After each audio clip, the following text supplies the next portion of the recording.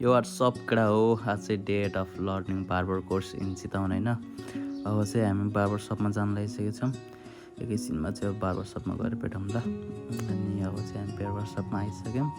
यहाँनिर देख्न सक्नुहुन्छ तपाईँहरूले, यो चाहिँ हाकिम चोकतिरको रोड भयो भने, अनि यहाँनिर चाहिँ हाम्रो ब्रदर्स बार्बर सप छ होइन। तपाईँहरू चाहिँ आउनु सक्नुहुन्छ। अनि यहाँनिर दाइहरूले खबल काटिराख्नु भएको छ।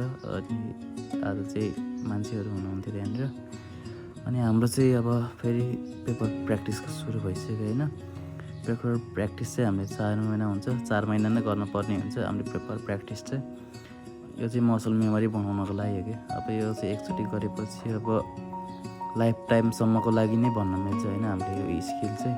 त्यही भएर अब यो 4 महिनामा चाहिँ हामीले जति सक्छ त्यति नै प्र्याक्टिस गर्ने हो। त्यही भएर हाम्रो प्र्याक्टिसमा चाहिँ कम्प्रोमाइज चाहिँ हुने भएन होइन।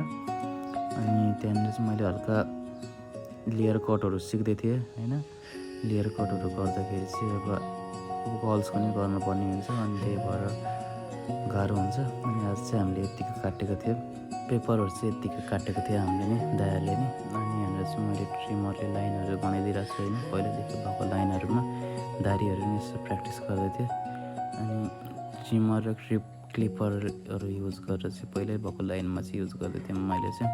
अनि हाम्रो चाहिँ क्लास सकिसकेको थियो। अनि यहाँनिर दाइहरूको चाहिँ दारीको सेसन भइरहेको थियो होइन, बेलुनमा राखेर। अनि दाइहरूलाई चाहिँ यसो हेर्दै थियौँ हामीले, दाइहरूको पनि प्र्याक्टिस पाओस् भनेर। दाइहरूले पनि राम्रो गर्नुभएको थियो। Thank you for watching and keep supporting us.